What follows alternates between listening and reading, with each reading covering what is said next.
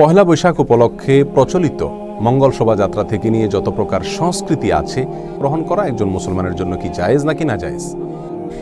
এই প্রশ্নের উত্তর জানার আগে একটি কমন কথা আমরা জেনে রাখি, আর তা হলো পহেলা বৈশাখ উপলক্ষে প্রচলিত মঙ্গল শোভাযাত্রা থেকে নিয়ে যত প্রকার সংস্কৃতি আছে এসব সংস্কৃতিগুলো মূলত একটি বিশেষ ধর্মের মানুষের ধর্মীয় কৃষ্টি, কালচার এবং সংস্কৃতি অথবা তার সাথে সাদৃশ্যপূর্ণ বিষয়।